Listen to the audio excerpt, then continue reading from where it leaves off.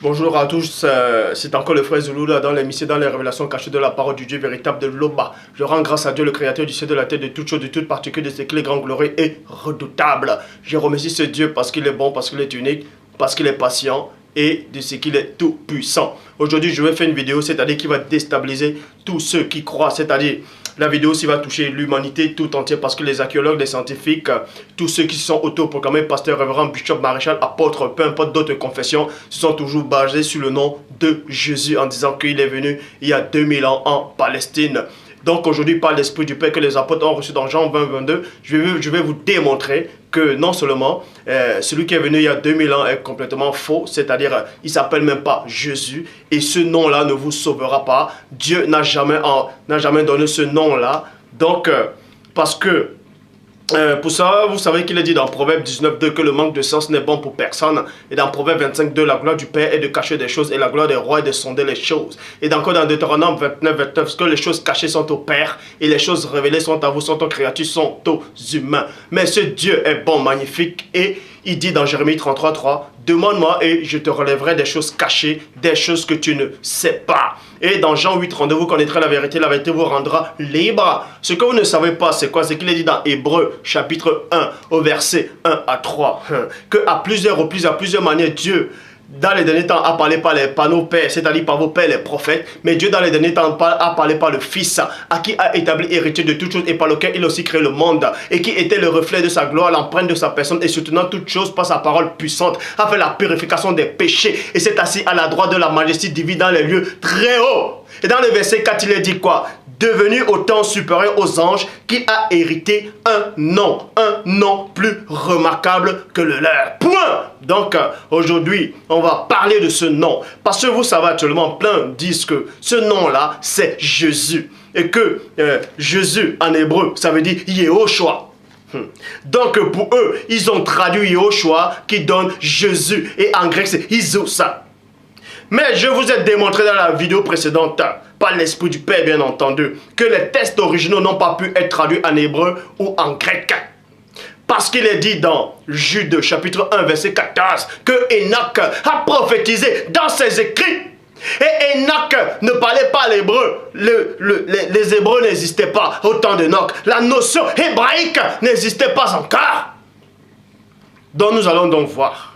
D'autres, quand vous allez sur les sites de moteurs de recherche, tout, peu importe, on vous dit que Jésus, le nom Jésus, ça veut dire cheval de Baal. Ou bien ça veut dire Zeus. Peu importe, mais nous allons voir si ce nom-là de Jésus a réellement été donné par Dieu aux hommes pour être sauvés. Vous allez parcourir dans le monde entier toutes les religions, c'est-à-dire ils se basent toujours après le christianisme, les philosophes, les archéologues, les scientifiques, même les chefs d'État, tous ceux qui croient au Père, confessent ce nom de Jésus.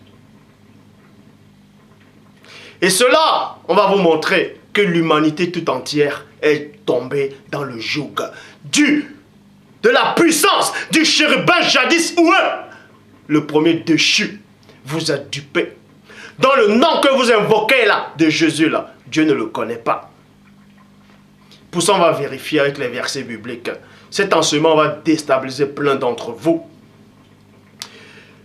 Pour ça, je vais dans la Bible de Jérusalem, toujours dans le verset 4 d'Hébreux 1 qui dit « Devenu autant supérieur aux anges que le nom qu'il a reçu en héritage est incomparable à leur. » Donc on vous dit ici, on va utiliser ce nom de Jésus que vous acceptez, que le nom de Jésus là a été donné à la personne du Christ, et que ce nom là est supérieur à tous les noms qui existent, même au nom des anges.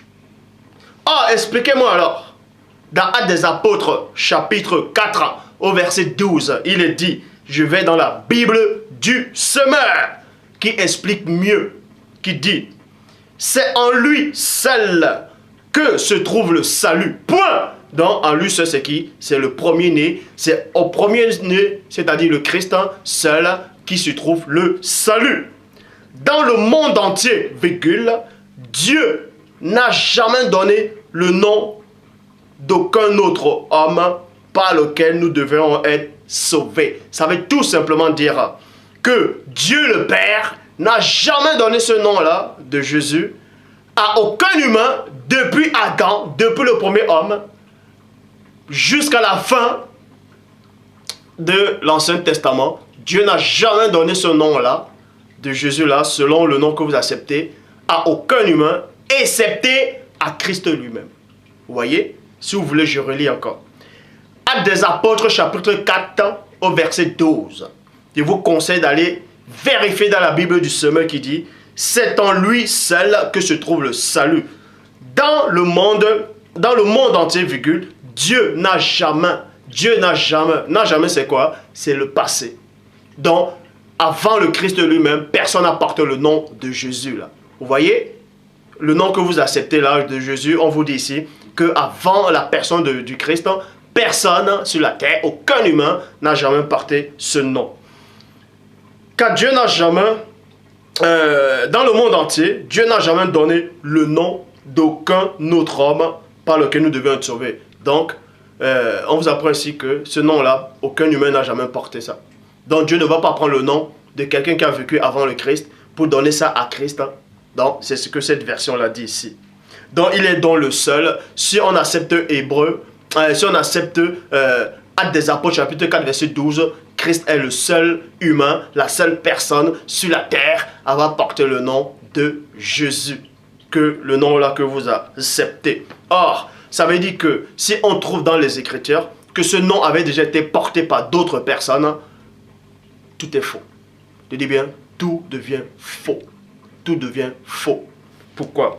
Or, dans Matthieu, chapitre 1, verset 20, il est dit, au moment où il pensait à cela, donc on vous parle ici de Joseph. Joseph qui voulait répudier, il ne voulait pas de 10 femmes parce que Marie est tombée enceinte par la vertu du Tout-Puissant, c'est-à-dire par l'Esprit du Père. Et Joseph, lui, croyait que Marie l'avait trompé. Donc, lui, il ne voulait pas de 10 femmes, il ne voulait pas qu'on lapide Marie, tout ça. Il est en train de songer pour que Marie, pour trouver un accord, en fait, pour qu'ils se séparent sans que les gens ne soient au courant. Dans Matthieu, chapitre 1, verset 20, au moment où il pensait à cela, l'ange du Seigneur se montra. L'ange du Seigneur se montra. Dans d'autres versions, on dit apparu, manifesté. Donc, on vous dit ici que l'ange du Seigneur s'est montré à Joseph dans un rêve. Donc, dans d'autres versions, on dit dans un songe. Et cet ange-là, elle s'est apparu à Joseph sur sa vraie femme. Parce qu'il s'est montré, parce qu'il s'est manifesté.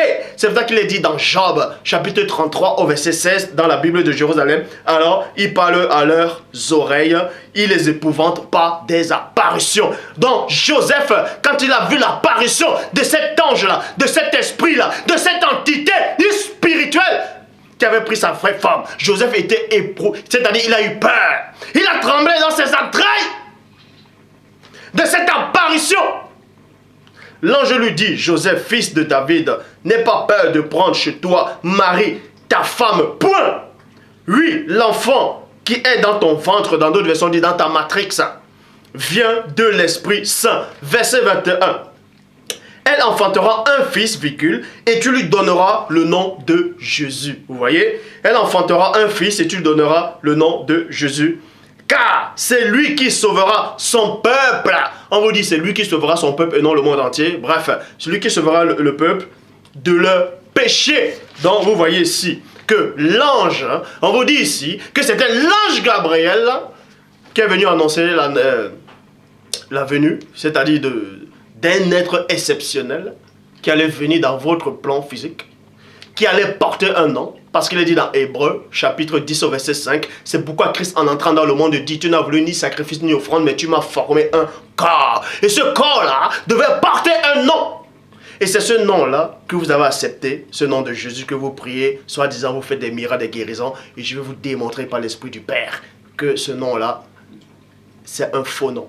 Ce nom-là a été inventé. Ce nom-là ne vient pas de Dieu. Pourquoi? Parce que l'ange ici dit qu'on va l'appeler Jésus. Bon. Et dans Luc chapitre 1 verset 31 dit, voici tu deviendras ancien et tu enfanteras un fils et tu l'appelleras le nom de Jésus. Vous voyez? Donc on vous dit dans Actes des Apôtres chapitre 4 verset 12 que ce nom de Jésus là, aucun humain n'a porté ça auparavant. De même que quand on a annoncé la naissance de Jean-Baptiste, on l'appelait du nom de Jean, on a dit mais comment l'appelles-tu Jean? Personne dans notre famille n'a porté ce nom. Donc Christ, en tant que chrétien, il devait porter un nom authentique qu'aucun humain n'a jamais porté auparavant. Et ça c'est logique. Donc, pour ça, je reprends encore dans la Bible du semeur, dans Actes des Apôtres, chapitre 4, verset 12. C'est en lui ce que se trouve le salut. En qui, en ce nom-là, à cette personne-là, dans le monde entier, Dieu n'a jamais, que ce soit dans le passé et dans le présent, Dieu n'a jamais donné le nom d'aucun autre par lequel nous devions être sauvés. Donc, aucun ancêtre de Christ, aucun patriarche, aucun humain avant la personne du Christ lui-même qui est né n'a porté le nom de Jésus.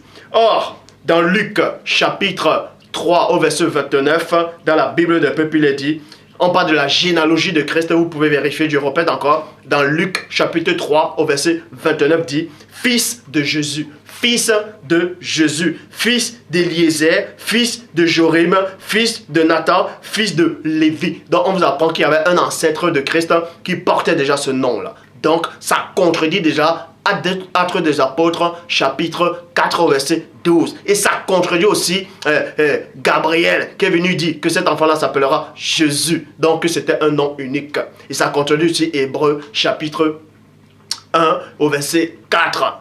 Vous voyez qu'il a reçu un nom, le seul nom qui est au-dessus de tout nom. Vous voyez? Et là, c'est complètement faux. Ça vous montre que le vrai Christ n'a pas porté ce nom. Parce que plein de gens, ce nom de Jésus-là existait déjà même dans la lignée de Christ. Je répète encore dans Luc chapitre 3 au verset 29 qui dit « Fils de Jésus ». D'autres vont dire « Oui, mais dans d'autres versions, on dit « Fils de José »,« Fils de Joshua »,« Fils de Josué ». Si vous ne savez pas, Josué, Joshua, ça veut dire Jésus. Pour ça, on va vérifier durant l'enseignement. Nouvelle Bible seconde dit Fils de Jésus dans Luc 3, 29.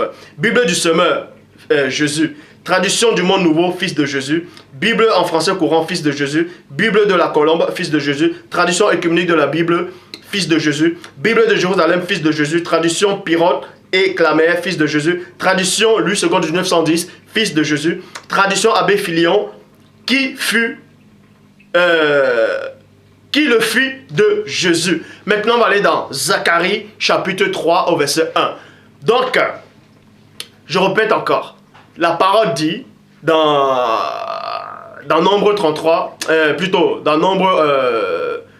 Nombre 23, 19, que Dieu n'est point un homme pour mentir, ni fils d'homme pour se repentir. Dieu n'est point homme pour mentir. Donc Dieu ne ment pas. Parce que l'esprit de vérité vous enseigne les écritures authentiques, originelles. Dans Hébreux, plutôt dans Actes des Apôtres, chapitre 4, verset 12, dit que personne n'a jamais porté ce nom-là auparavant. Aucun humain n'a porté ce nom-là, soi-disant de Jésus, excepté le vrai Christ lui-même. Or, dans Luc chapitre 3 au verset 29 vous dit le contraire. Donc déjà il y a une contradiction, il y a déjà un mensonge. Donc aucun homme ne peut porter déjà ce nom glorieux et puissant là pour sauver et puis essayer de comprendre. Pour ça on va aller dans Zacharie chapitre 3 au verset 1 qui dit dans la traduction Abbé Filion qui dit le Seigneur me fit voir Jésus. Le Seigneur me fit voir Jésus le grand prêtre debout devant l'ange du Seigneur et Satan se tenait à sa droite pour s'opposer à lui. Point. Dans d'autres versions, on dit le Seigneur me fit voir Josué, le grand souverain sacrificateur, et le grand prêtre. Et Josué, ça veut dire Jésus. Pour vous qui acceptez que les Écritures sont textes originaux, et l'hébreu et grec, allez donc vérifier la version hébraïque, où on va vous démontrer que Josué, Joshua et Jésus, c'est le même nom. Pour ça, dans le verset 3, il est dit « Or, Jésus était couvert de vêtements souillés. » Et il se tenait debout devant l'ange. Donc, on vous apprend qu'une personne, bien avant, dans l'Ancien Testament, avait déjà porté le nom de Jésus. Et il avait même péché. Vous voyez, c'est pour ça qu'il avait des vêtements souillés. Les vêtements souillés représentent le péché. Comment se fait-il que quelqu'un porte un nom glorieux, puissant et redoutable, qui est même redoutable au-dessus de l'armée céleste, arrive à pécher, noyer dans le péché, vivre dans le péché. Et plus tard, on prend encore ce nom-là, on donne ça soi-disant au Sauveur qui est venu il y a 2000 ans. Et dans Hébreux, et dans Actes des Apôtres, chapitre 4, verset 12, on vous dit, non, personne n'a jamais porté ce nom-là. Un gros mensonge. Bref, verset 4, on vous dit ici, et l'ange prenant la parole, dit à ceux qui étaient debout devant lui, disant, ôtez-lui ses vêtements souillés.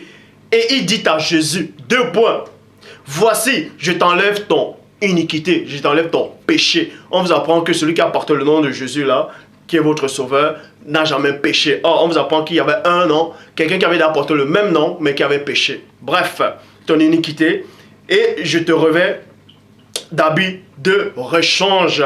Maintenant, on va dans Agé. Dans Agé, chapitre 1, verset 1, dans la traduction Abbé Filion qui dit la seconde année du roi Darius, le 6e mois, le premier jour du mois, la parole du Seigneur fut adressée par l'intermédiaire du prophète Agé à Zérobabel, fils de Salachil, chef de Juda, et de Jésus, fils de Josédek, grand prêtre en ces termes. 2 points. Donc vous voyez, plusieurs personnes portent le nom déjà de Jésus. Donc ça contredit Actes des Apôtres chapitre 12 au verset Actes des Apôtres chapitre 4 verset 12. Donc votre nom de Jésus là est complètement faux. Parce que selon soi-disant vos versions originales, les versions originaux traduites après les textes originaux hébreux et grecs, dit que plein de gens apportent ce nom de Jésus. Donc ce nom-là que vous invoquez là, c'est un faux nom. C'est un faux nom. Soit le récit de Actes des Apôtres chapitre 4 ans au verset 12 est vrai, qu'aucun homme n'a porté ce nom de Jésus là. Donc ça dit que Josué le grand prêtre lui-même n'a jamais existé, puisqu'il avait ce nom là. Et Josué lui-même qui marchait avec Moïse, Josué aussi ça veut dire Jésus, parce que ça veut aussi dire Joshua. Pour ça, selon les textes originaux, bien entendu, selon vous, pour ça on va donc vérifier aussi. Donc si Actes des Apôtres chapitre 4 verset 12 est vrai, on l'accepte à 100%, parce que celui qui a écrit ça, bref, on accepte à 100%. Josué le grand prêtre n'a jamais existé, il fut inventé. Et Josué qui marchait avec Moïse aussi n'a jamais existé. Et si Josué n'a jamais existé, Moïse aussi n'a jamais existé. Donc tout est faux. Tout est faux. Pour ça on va vérifier. Josué, Joshua, j'appelle J-O-S-H-U-A. Ça veut dire, c'est la même chose que Josué. Pour ça, vous pouvez vérifier cela dans Josué, chapitre 5, au verset 7, dans la traduction plutôt dans la traduction King James française. Je répète, Joshua égale à Josué. Vous voyez cela dans Josué, chapitre 5, au verset 7, dans la traduction King James française. Et Josué, ça veut dire, Josué, ça veut aussi dire Jésus. Vous pouvez voir cela dans Zacharie, chapitre 3, au verset 1, dans la traduction Abbé Filion.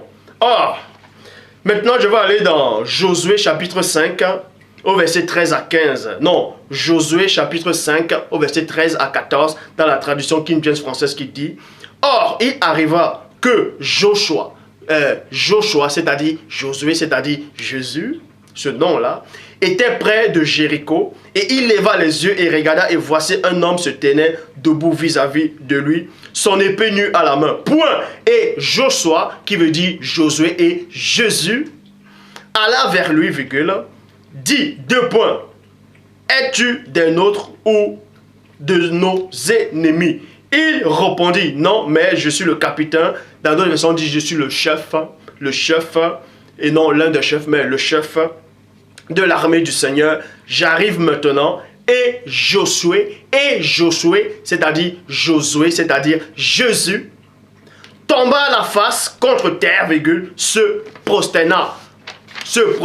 Or, dans Philippiens chapitre 2, au verset 10, il est dit quoi? Afin qu'au nom de Jésus, tout genou dans les cieux, sur la terre et sous la terre fléchisse le genou. Or, comment se fait-il qu'on vous dit dans Philippiens 2, 10, tout genou doit fléchir dans les cieux, même les anges, même l'armée céleste, devant le nom de Jésus. Et on vous apprend que dans Josué 5, 14, le nom de Jésus là, celui qui avait porté le nom de Jésus là, s'est prosterné devant un ange. Se prosterner devant un ange. Donc ça tient plus la route. Donc, que des contradictions. Ça ne tient plus la route. Josué chapitre 5 verset 14. Il répondit, non, je suis le capitaine de l'armée du Seigneur, j'arrive maintenant. Et Josué qui veut dire Jésus, qui veut dire Joshua. Et Joshua tomba le visage contre terre et se prosterna. Dans la Bible de Jérusalem dit et adora. Bible traduction Abbé Filion l'adora. Ah, on vous apprend ici que quelqu'un avait déjà porté le nom de Jésus là.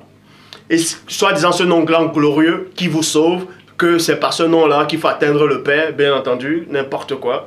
Or, dans Matthieu, chapitre 4, au verset 10, il est dit quoi? Jésus lui dit, retire-toi, Satan, car il est écrit, 2 points, tu adoreras le Seigneur ton Dieu et tu le serviras lui tout seul. Or, on vous apprend que ce nom-là avait déjà adoré une autre créature. Et quelqu'un plus tard, il reporte encore ce nom-là, soit disant votre sauveur qui est venu il y a 2000 ans, porte encore ce même nom-là. Alors que Actes des Apôtres, chapitre 4, verset 12, dit le contraire. Bref, il porte encore ce nom-là. Et lui, maintenant, il dit à Satan, non, tu ne dois pas te... l'adoration ne revient qu'au Père. Alors que quelqu'un avait déjà porté ce nom, il adorait déjà une autre créature. Donc, ce nom-là, on joue avec ce nom-là. Bref. Et il lui dit, qu'est-ce mon Seigneur? Vous voyez? Donc, dans Josué, chapitre 5, au verset 14, dit quoi? Quand il s'est prosterné, quand il a adoré, dans Josué, quand Josué, c'est-à-dire Joshua, c'est-à-dire Jésus là, s'est prosterné devant l'ange, il a adoré, dans 2 versions on dit rendre hommage, il s'est prosterné, bref, c'est là. Bref, il a dit, ah, qu'est-ce mon Seigneur? Dans d'autres versions on dit que c'est Josué, qui veut dire Jésus, qui veut dire Joshua, a demandé à l'ange, il a dit, mais qu'est-ce mon Seigneur avec un S majuscule? Dans d'autres versions on dit S majuscule. Or, dans Philippiens chapitre 2 verset 11 dit quoi? Et que tout genou confesse que Jésus-Christ est Seigneur. Comment se fait-il que dans Philippiens 2, 11, on vous dit que ce nom de Jésus-là, on doit confesser que ce nom-là, que le nom de Jésus, il est Seigneur. Alors que une personne avait apporté ce nom-là, de Jésus-là, il a plutôt appelé une autre personne Seigneur. Un ange. Bon. Maintenant, vous savez, il y a des faux pasteurs, tous ceux qui sont autoproclamés pasteurs, révérend Bishop Maréchal, là, qui n'ont aucune connaissance, aucune notion, et tous ceux qui font des vidéos sur, je sais pas, Facebook, bref, qui veulent essayer de me contredire et qui ne feront jamais le poids. Satan lui-même, l'enchaîné chérubin jadis ouin, ne fait pas le poids face à moi. Car j'ai vu sa création, j'ai assisté à sa création.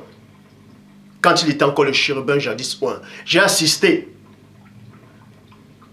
à sa rébellion. J'ai assisté à ses plusieurs nombreux chutes.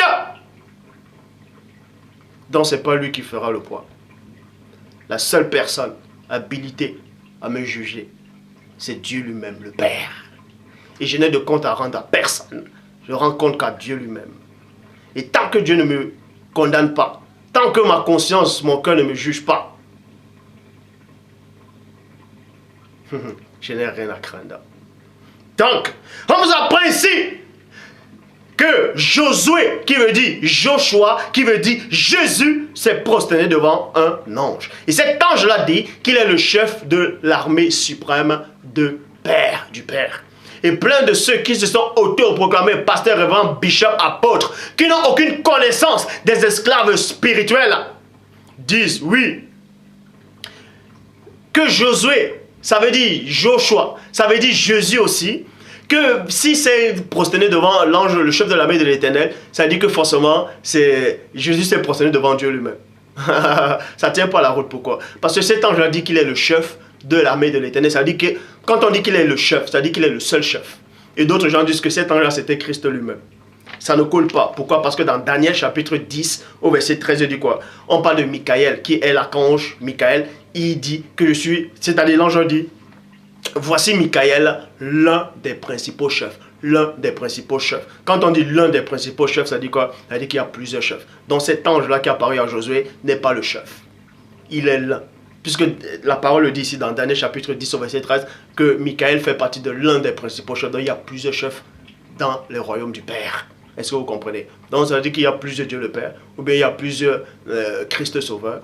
Bref, dans Josué chapitre 8 au verset 29, c'est-à-dire Josué qui veut dire Joshua, qui veut dire Jésus, fit pendre à un bois le roi d'Aï et il le laissa jusqu'au soir. Point. Au coucher du soleil, Josué, qui veut dire Joshua, qui veut dire Jésus, ordonna qu'on descendit son cadavre du bois et on le jeta à l'entrée de la porte de la ville. Et des milliers d'années plus tard, dans Matthieu chapitre 26, au verset 52, soi-disant votre sauveur qui est arrivé il y a 2000 ans, que vous donnez le nom de Jésus, a dit aussi à Képha, à Pétro, à Pierre, que celui qui tue par l'épée périra par l'épée. Ça veut dire quoi? Si tu tues quelqu'un par le bois, si tu pends quelqu'un, on doit aussi te pendre. Or, on vous apprend ici que dans Josué 8, 29, c'est-à-dire Josué, qui veut dire Joshua, qui veut dire Jésus, a fait pendre des gens. Dans plusieurs passages, vous voyez cela. Il a même fait pendre des gens sur le bois. Il a fait pendre des gens sur le poteau. Vous voyez? Et maintenant, il y a quelqu'un, soi-disant votre sauveur, arrive plus tard. Il fait la même chose. Il fait la même chose, c'est-à-dire... il fait la même chose. Il vient sur terre. Quelqu'un d'autre plus tard, il reporte encore le même nom de Jésus. Lui aussi, on le pend sur le bois. On le pend sur le bois. Lui aussi, on l'a pendu sur le bois. Vous voyez cela dans Luc chapitre 23, verset 33. Marc 15, 25. Matthieu 27, 35. Jean 19, 23. Vous voyez? Donc, cela pour vous montrer que le nom de Jésus est complètement faux. Ça ne vient pas de Dieu. Parce que c'est faux. Ce nom-là ne vous sauve pas. Ce nom-là, Dieu ne connaît pas ce nom.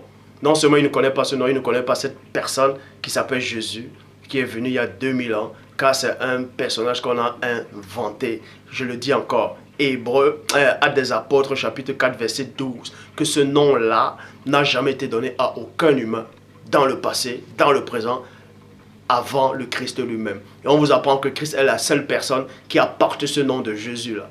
Soit que non que vous acceptez, qu'il est la seule personne qui apporte ce nom-là, et que c'est par ce nom-là que vous allez avoir la vie éternelle. Et ça, c'est complètement faux. Donc, on vous apprend que dans Luc chapitre 3 au verset 29, il y avait déjà quelqu'un de ses ancêtres qui avait déjà porté ce nom. Et dans Zacharie, on vous apprend que Josué là, c'était Jésus. En fait, il avait porté le nom de Jésus. Et Josué même qui marchait avec Moïse, ça veut dire Jésus aussi. Donc, plein de personnes avaient apporté ce nom de Jésus. Donc, ça ne pouvait pas, celui qui est arrivé, le vrai sauveur qui est arrivé ne pouvait pas porter ce nom-là.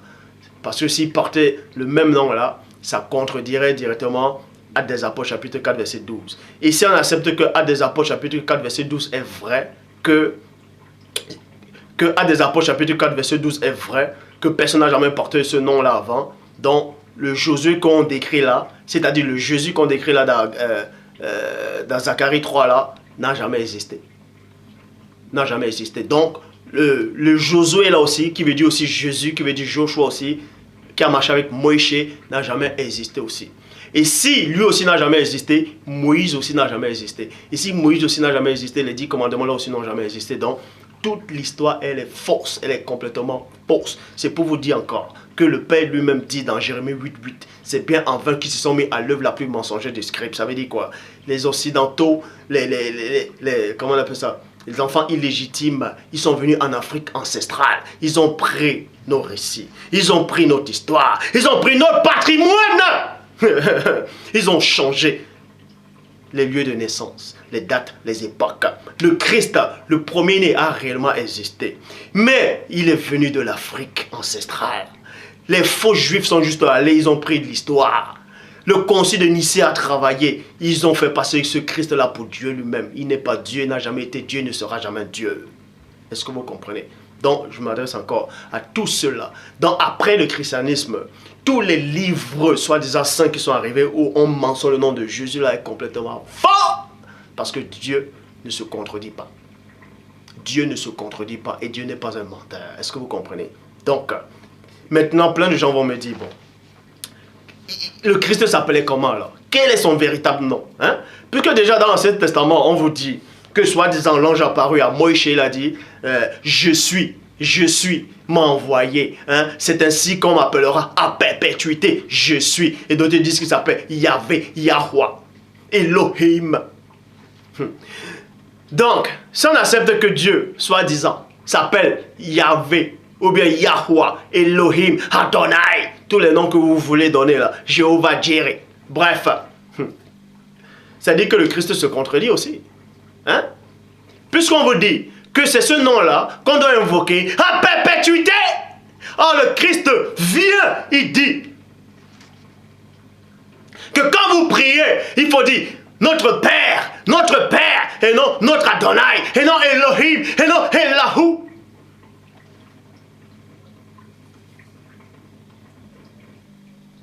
Et la parole dit aussi que ce n'est pas un esprit de timidité que vous avez reçu pour être encore dans la crainte, dans la peur, dans la confusion, mais vous avez reçu un esprit de force par lequel vous criez Abba Père, qui veut dire Père, et non Jéhovah, et non Elohim, et non Yahvé, et non Yahweh, mais Père. Christ dit qu'il faut dire Père.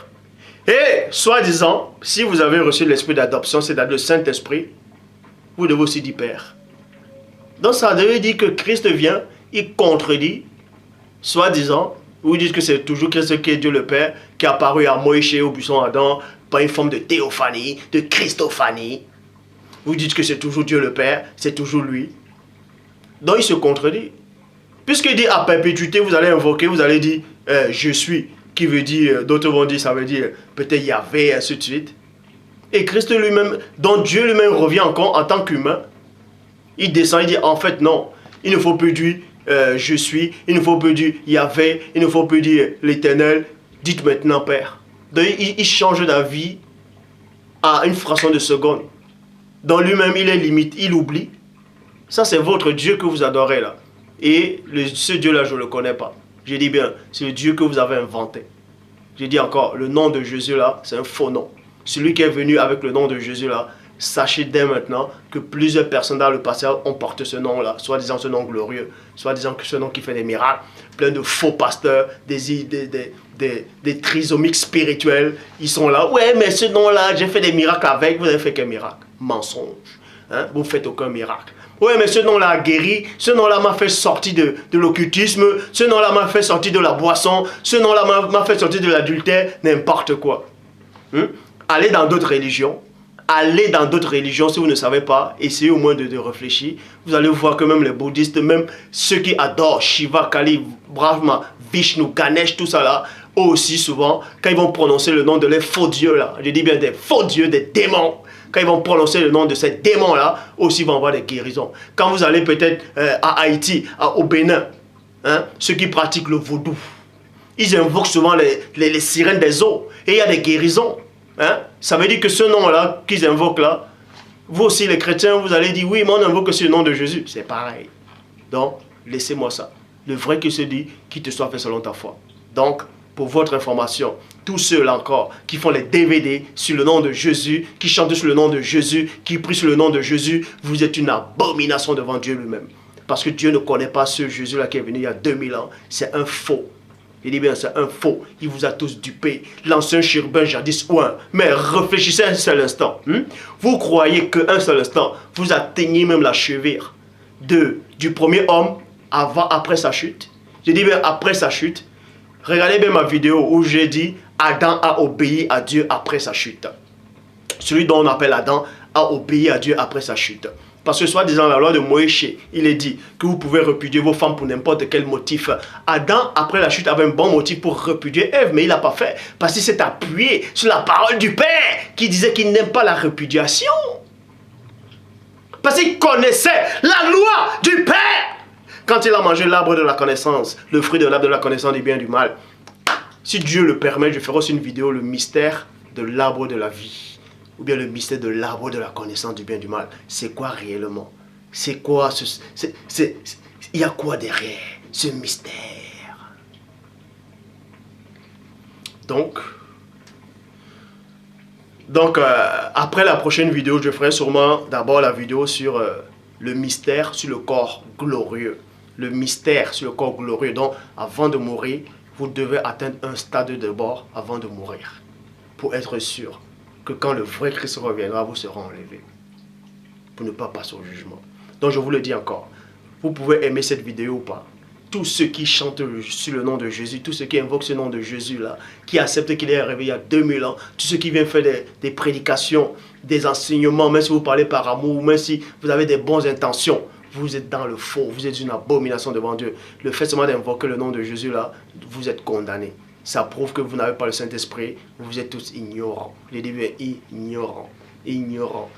Parce que je le répète encore, dans Actes des Apôtres, chapitre 4, verset 12, il est dit, personne n'a jamais porté ce nom-là auparavant, excepté le Sauveur lui-même qui est venu. Or, on vous apprend que dans sa généalogie, dans Luc chapitre 3, verset 29, quelqu'un avait déjà porté ce nom. Et dans Zacharie 3, quelqu'un avait déjà porté ce nom. Et dans Josué, Josué lui-même, même dans Nombre, il avait déjà porté ce nom.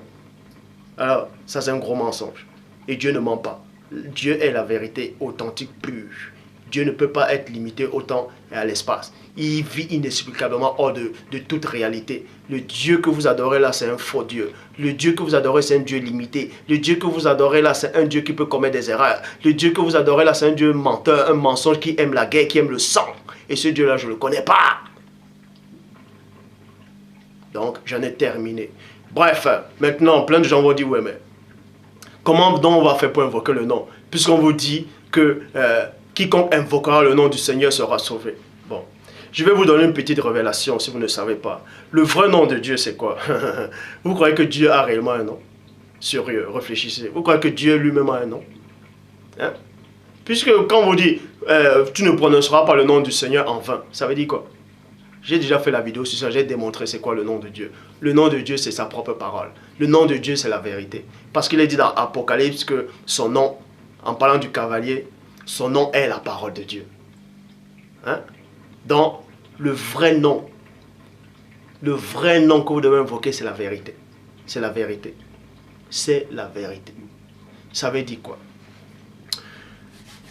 C'est pour ça que Christ dit à la femme samaritaine, les jours viendront qui sont déjà arrivés, où les vrais adorateurs. Parce qu'il y a eu des faux adorateurs qui adoraient avec des noms.